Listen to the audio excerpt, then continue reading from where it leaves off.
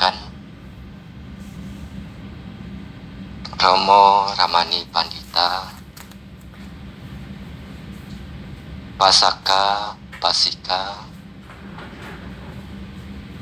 baik yang berada di ruang Dhammasala Wihara Vipassana Giratana maupun yang saat ini sedang mengikuti di rumah masing-masing yang berbahagia. Hari ini merupakan hari ketiga Karakasaba Wihara Vipassana Giratana memfasilitasi kita untuk melakukan satu tradisi yang dilakukan setiap tahun pada bulan 7 atau Jetgue, yaitu Patik Dana. Patik Dana di sini dilakukan sejak hari Jumat, hari Kamis yang lalu, tanggal 11 Agustus. Tanggal 12 Agustus, dan hari ini merupakan yang ketiga, hari yang ketiga kita membacakan Pali Wacana Awamanggala. Ibu bapak, saudara-saudari sekalian, tradisi yang kita lakukan setiap bulan 7 atau Jetgue ini bukanlah sekadar tradisi yang tanpa makna, tradisi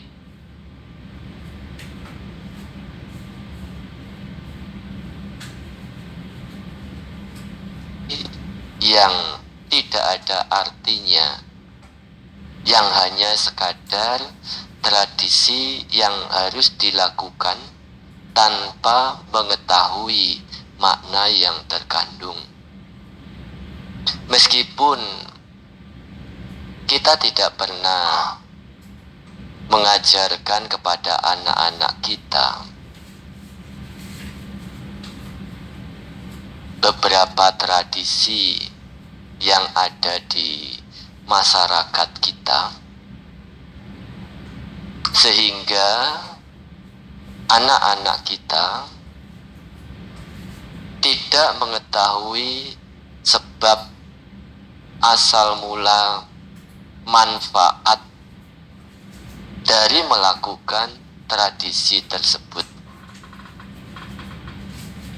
Pada saat ditanya, banyak yang kemudian mengatakan, saya hanya mengikuti papa mama saya, engkong saya, dan leluhur saya melakukan ini, Bani. Saya tidak tahu kenapa kita melakukan ini. Ya, di beberapa daerah, di beberapa tempat memiliki tradisi-tradisi yang barangkali tidak sama dengan di daerah lain. Di daerah sini, Gunung Sindur, barangkali tidak sama dengan di daerah Jakarta. Di daerah sini barangkali tidak sama dengan di daerah Jawa, dan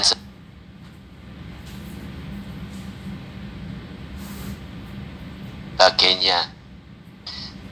Namun tradisi yang kita lakukan pada saat ini yang dikenal dengan istilah Patik Dana, meskipun semula tradisi yang dilakukan ini tidak ada sebutannya dengan istilah Patik Dana, yang konon dikatakan sebagai sembahyang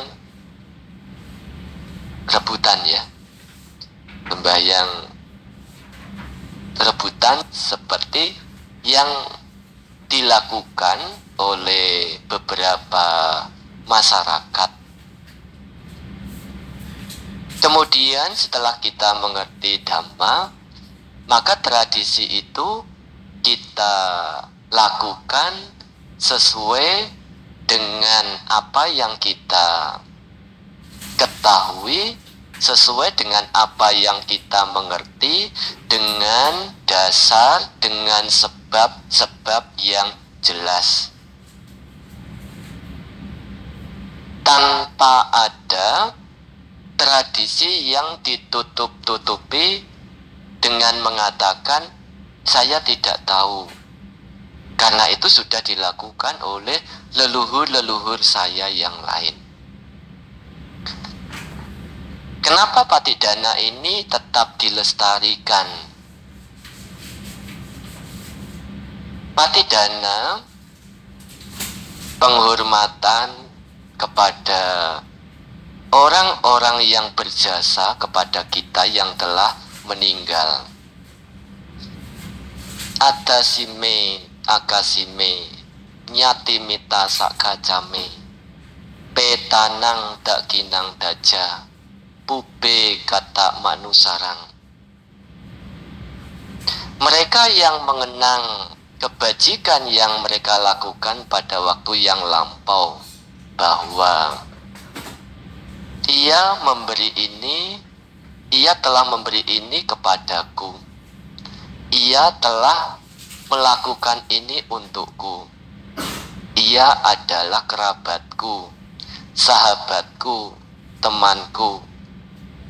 Patut memberikan persembahan dana.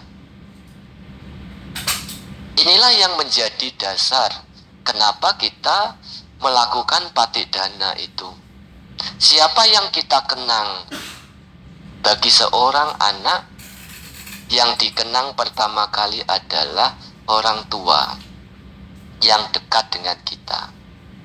Nah, orang tua khususnya mereka yang telah meninggal. Ya, karena pada saat ini kita melakukan puja terhadap leluhur kita, sehingga patidana ini dilakukan untuk para mendiang yang telah meninggal.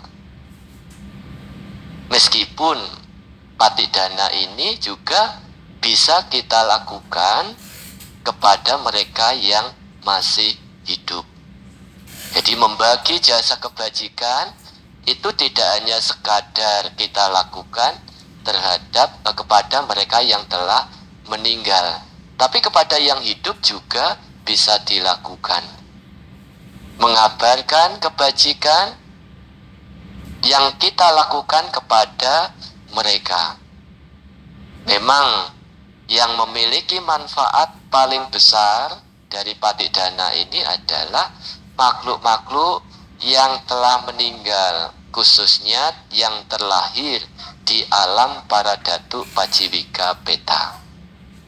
Sebagaimana yang dilakukan oleh Raja Bimbisara pada masa yang lampau zaman Sang Buddha.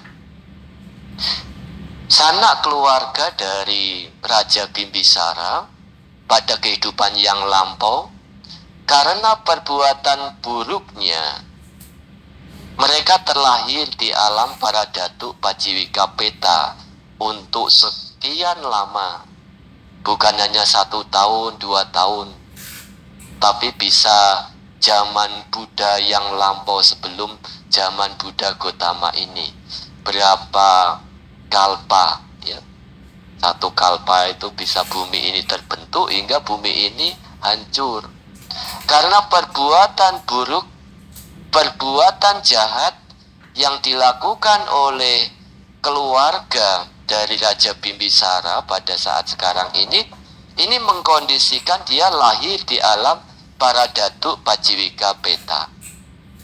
Setiap zaman Buddha selalu ditanyakan, kapan Bante keluarga saya mengingat saya untuk melakukan patidana ini? Tunggu Buddha yang akan datang. Setiap Buddha muncul, selalu mereka bertanya, kapan Bante keluarga saya akan mengingat saya dan melakukan patidana untuk saya. Tunggu Buddha yang akan datang. Hingga beberapa Buddha terlampaui. Dan Buddha yang terakhir, ya, yaitu Buddha Gotama pada zaman ini, sebelum Buddha Gotama ini, bertanya lagi makhluk-makhluk ini, kapan Bante saya dapat, keluarga saya dapat mengingat saya dan memberikan persembahan jasa kebajikan ini. Tunggu Buddha Gotama, yaitu Buddha yang sekarang. Maka ketika Buddha Gotama ini muncul, Sang Buddha muncul di dunia ini, Raja Bimbisara,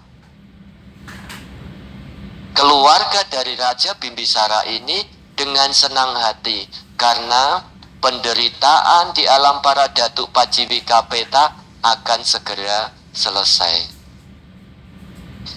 Maka dia menunggu, konon dikatakan ketika Raja Bimbisara berbuat baik mempersembahkan dana makanan kepada Sang Buddha, keluarga yang tidak terhitung jumlahnya itu menunggu saat-saat untuk mendapatkan pelimpahan jasa itu.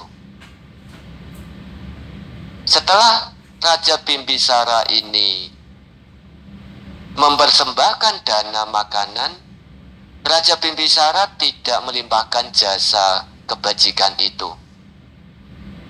Padahal mereka sudah menunggu sekian lama. Apa yang terjadi? Setelah Raja Bimbisara pulang ke istana, di istana pada malam harinya muncul,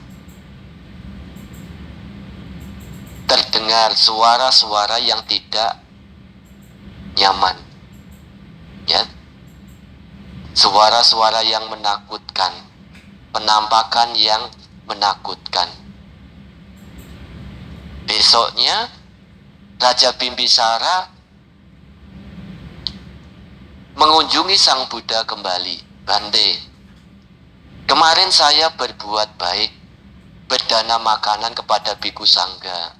Tapi kenapa pada malam harinya di rumah saya itu ada suara-suara yang menakutkan? Jadi kalau Bapak Ibu di rumahnya ada suara-suara yang menakutkan, jangan langsung dipanggilkan tukang mengusir, ya. Sang Buddha menjelaskan kepada Raja Bimbisara, Baginda, makhluk-makhluk yang menampakkan dirinya, apakah dengan bentuk ataukah dengan suara itu adalah kerabat Baginda pada kehidupan yang lampau. Mereka telah menunggu sekian lama. Tapi ketika Baginda melakukan perbuatan bajik, Baginda tidak melimpahkan jasa kebajikan ini. Maka istilahnya mereka itu protes, ya. Kenapa Baginda Raja tidak melimpahkan jasa kepada saya? Ya. Jadi yang protes bukan hanya umat manusia saja. Ya, kalau manusia bisa protes, bisa sering, ya. Bukan hanya sekadar protes tentang yang lain. Ya, tentang sembako, kalau nggak dapat sembako juga bisa ikut protes. Ya, apa yang harus saya lakukan, Bante? Baginda harus berdana kembali, kemudian melimpahkan jasa kebajikan itu. Maka setelah Raja Bimbisara ini berdana makanan kembali, keesokan harinya beliau menuang air dan melimpahkan jasa kebajikan itu. Semoga jasa kebajikan ini melimpah kepada sanak keluarga saya. Nah, pada saat itu juga tampak di hadapan Baginda Raja Bimbisara itu, keluarganya yang tadinya lahir di alam peta dengan tubuh yang tidak menyenangkan, sekarang muncul menampakkan diri dengan tubuh yang menyenangkan, yang indah, enak dipandang. Tapi tidak ada pakaian. Mereka menampakkan diri dengan tubuh telanjang, tidak ada pakaian. Raja Bimbisara bertanya kembali kepada Sang Buddha, Bante, kenapa keluarga saya, kerabat saya ini tubuhnya bagus tapi tidak ada pakaian? Bagaimana caranya saya bisa mempersembahkan? Maka Sang Buddha memberikan nasihat kembali, Baginda mempersembahkan jubah, nanti dilimpahkan jasa kebajikan ini kepada mereka. Apa yang diajarkan Sang Buddha itu diikuti, dan pada saat itu setelah melimpahkan jasa terlihat tubuh mereka yang baik dan pakaiannya juga sangat indah. Nah, ini merupakan asal mula kenapa patik dana itu dilakukan dalam agama Buddha.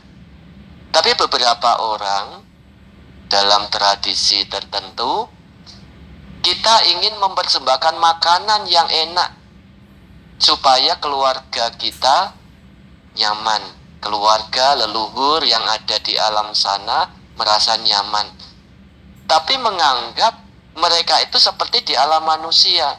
Kalau dulu orangnya itu suka minum wine, minum minuman yang memabukkan, karena keluarganya suka minum minuman seperti itu, maka berdana kepada para biku juga berdana wine itu. Bisa diterima tidak? Ya tidak bisa diterima. Apa yang dimakan keluarganya dulu itu adalah dulu, sedangkan yang sekarang kita jangan sampai menyamakan. Saya mempersembahkan ini karena keluarga saya dulu senang dengan makanan ini. Demikian juga dengan pakaian. Kalau keluarganya dulu suka mengenakan pakaian yang seperti ini, kemudian kita berdana pakaian itu kepada para biku, ya tidak tepat sasaran. Tentu di sini kalau kita mempersembahkan dana makanan, dana pakaian, harus sesuai dengan mereka yang menerimanya. Nah, ini merupakan asal mula kenapa patik dana mengingat para leluhur kita. Itu sangat perlu.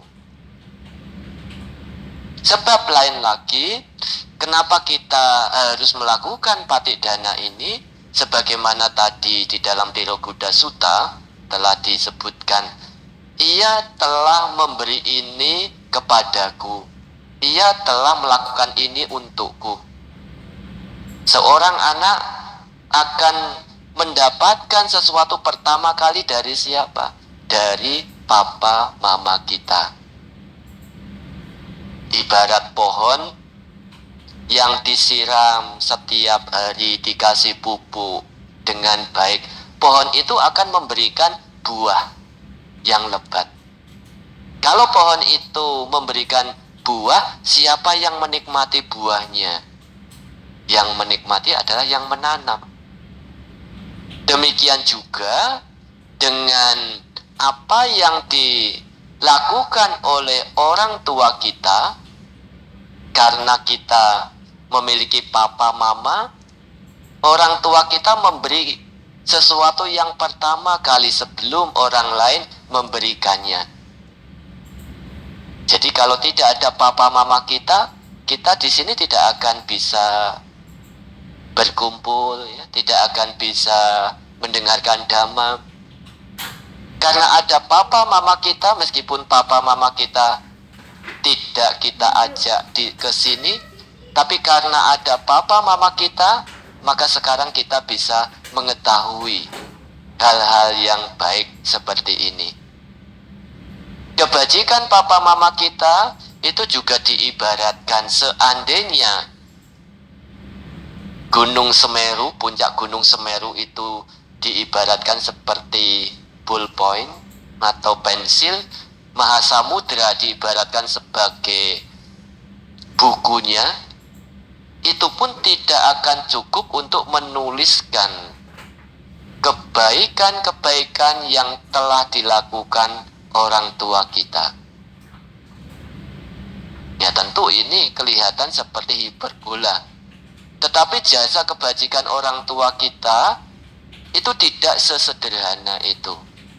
Sang Buddha mengibaratkan lagi, seandainya seorang anak itu mampu memikul orang tua kita, papa mama kita, di pundak kanan dan di pundak kiri selama 100 tahun, itu masih belum mampu membayar budi dari orang tua kita. Karena orang tua kita telah memberikan jasa yang besar kepada kita. Orang tua kita disebut sebagai Brahma, Brahmati Mata Pitaro. Brahma itu yang bagaimana? Kalau kita ingin menghormat Brahma, tidak usah jauh-jauh ke luar negeri. Di rumah kita ada Brahma. Papa mama kita itu adalah Brahma. Saya belum pernah melihat Brahma, Bante. Seperti apa Brahma itu? Ya, orang tua kita itu Brahma. Ya, Brahma itu makhluk yang sangat luhur.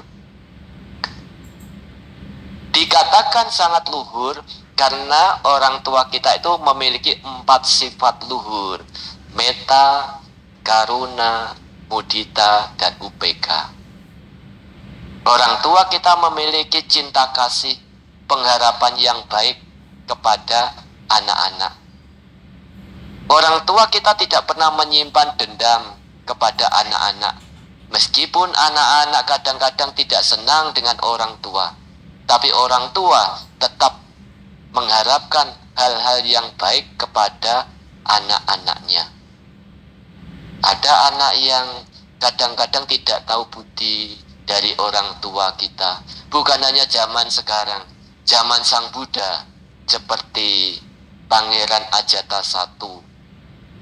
Pangeran Ajatasattu meskipun sebagai pangeran, karena dia berteman dengan orang yang tidak baik, berteman dengan Dewadatta, maka pertemanan yang dengan orang yang tidak baik itu mengkondisikan Pangeran Ajatasattu ini tega membunuh orang tuanya sendiri. Perjuangan Raja Bimbisara pada saat masa kecil Pangeran Ajatasattu juga sangat besar. Seperti dikisahkan ketika pangeran kecil ini menderita sakit bisul, Raja Bimbisara menggendong dia, pangeran ini, karena dia tidak bisa tidur. Pangeran tidak bisa tidur. Pada saat jari-jarinya itu dimasukkan ke mulut Raja Bimbisara, bisulnya itu pecah.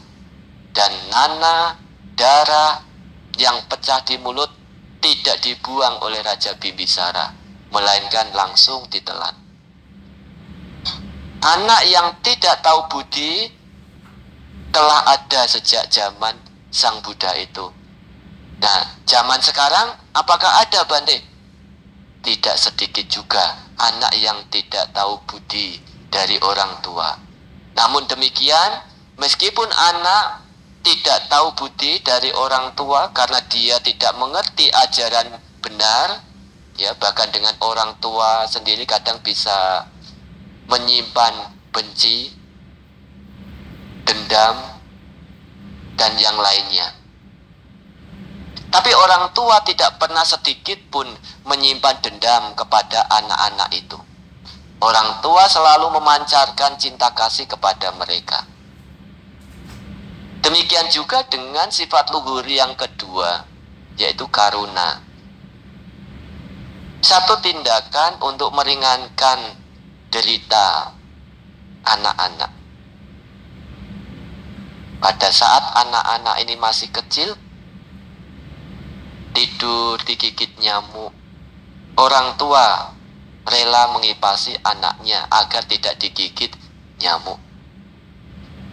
Pada saat orang tua mendapatkan makanan yang enak, orang tua rela tidak makan asal anaknya makan. Kalau ditanya, "Papa, Mama sudah makan?" "Sudah, ini untuk kamu saja." Ya rela tidak makan enak asal anaknya makan enak. Apakah ada orang yang seperti itu kalau bukan orang tua? Tidak ada. Orang tua kita, ya kalaupun itu ada, orang itu adalah melakukan itu bukan dengan dasar cinta kasih kepada orang lain, tetapi orang tua kita melakukan semuanya itu dengan dasar cinta kasih. Meskipun berbohong tadi, lapar, karena demi anaknya, orang tua rela menderita demi anaknya. Ini yang dilakukan oleh Brahma kita yang ada di rumah. Demikian juga dengan sifat luhur yang ketiga, mudita. Rasa senang melihat anak-anak itu berhasil, sukses. Jadi kalau orang tua kita melihat anak-anak itu berhasil, melihat anak-anak kita itu sukses, apakah itu di bangku sekolah, apakah itu pekerjaan, orang tua turut merasa bahagia, merasa senang. Kalau orang tua melihat anaknya itu sukses dalam pekerjaan, menjadi kaya raya, meskipun kekayaan orang tua belum tentu kekayaan anak, meskipun kekayaan anak belum tentu kekayaan orang tua, tetapi orang tua turut bahagia. Ya, kalau kekayaan orang tua pasti kekayaan anak. Tapi kalau kekayaan anak belum tentu kekayaan orang tua. Ya, ada kalanya beberapa anak ketika orang tuanya itu memerlukan materi malah disuruh pinjam, disuruh hutang. Ya. Tapi di sini tidak ada ya. Orang tua yang dengan kasih sayangnya, kalau anak itu sedang sulit, kesulitan, dia rela memberikan materinya itu demi anak-anaknya. Apalagi kalau anak-anak itu berhasil, sukses, orang tua turut bahagia. Nah, sifat luhur yang keempat adalah UPK. UPK seringkali diterjemahkan keseimbangan. Tapi dalam hal ini, keseimbangan yang bagaimana yang dimaksud UPK? Anak-anak telah dibesarkan oleh orang tua, disekolahkan oleh orang tua. Biayanya berapa? Tidak terhitung. Tapi ketika anak-anak ini sudah dewasa, anak-anak ini menikah, dibawa pasangannya keluar, tidak tinggal di rumah, apakah orang tua akan protes? Tidak. Orang tua menyadari anak-anak sudah menjadi dewasa, dia bisa menjaga hidupnya sendiri. Apapun yang terjadi itu adalah tanggung jawab anak dengan pasangannya sendiri. Orang tua rela melepaskan hal itu dengan pengertian yang benar itu. Nah, ini disebut sebagai UPK. Tidak melekati anak-anak itu. Karena memang sudah tahu meskipun kita membesarkan mereka, tapi karena mereka sudah dewasa, sudah bisa mandiri, maka itu dilepaskan untuk hidup mandiri. Nah, ini yang dilakukan orang tua kita kepada kita, yang telah diberikan orang tua kita kepada kita. Maka orang tua kita disebut sebagai Brahma.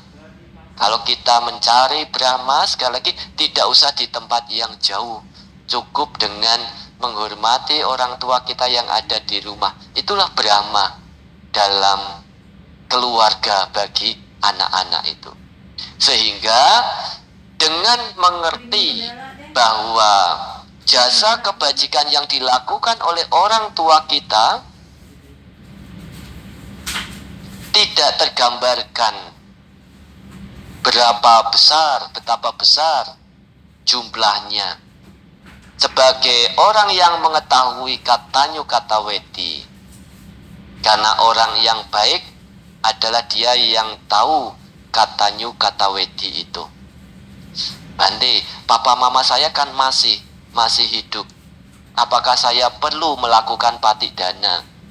Papa mama kita ada karena ada apa? Engkong dan apa? Kongco dan makco ya. Engkong dulu atau kongco dulu?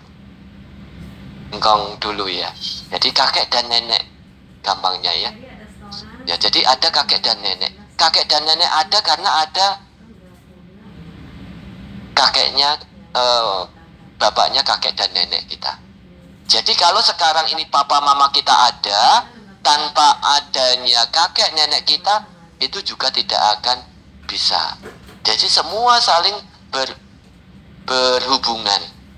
Kita melakukan penghormatan kepada papa mama kita, kita juga melakukan penghormatan kepada leluhur kita yang telah meninggal.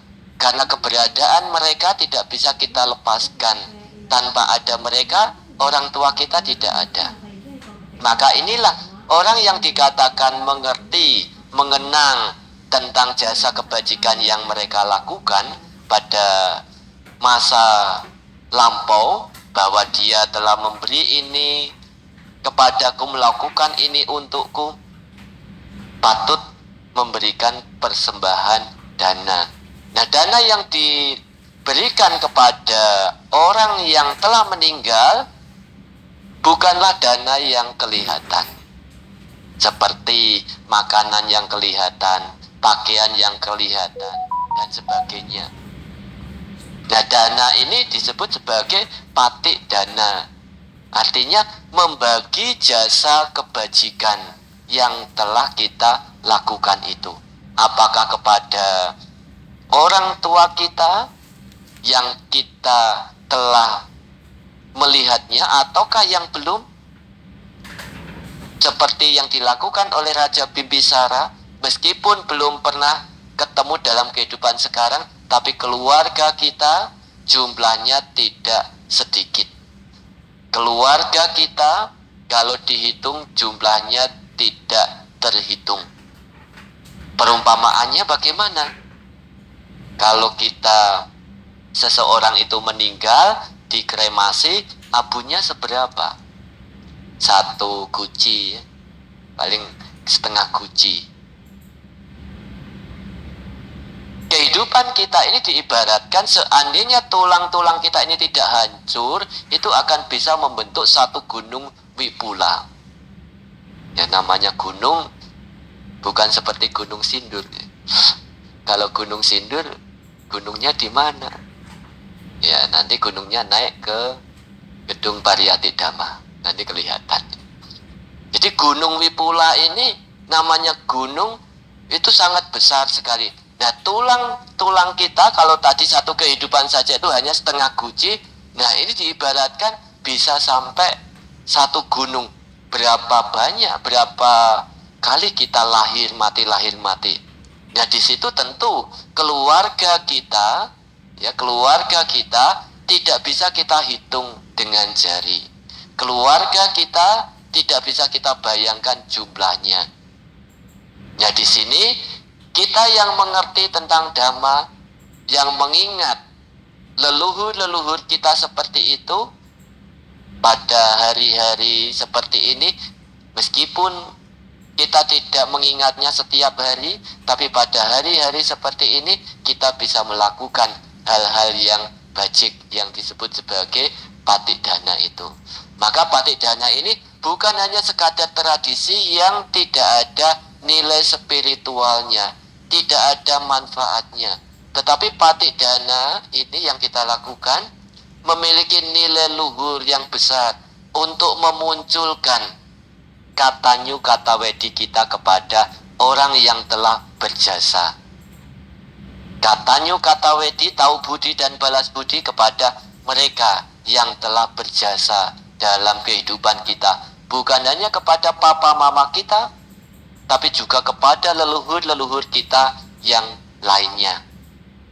Nah, semoga dengan kebajikan yang Bapak Ibu lakukan mengikuti Patidana di Wihara Vipassana Giratana Gunung Sindur ini dapat mengkondisikan kesehatan, kebahagiaan, serta dapat diketahui, dapat melimpah kepada para leluhur kita yang telah meninggal. Semoga dengan mengetahui mereka turut berbahagia.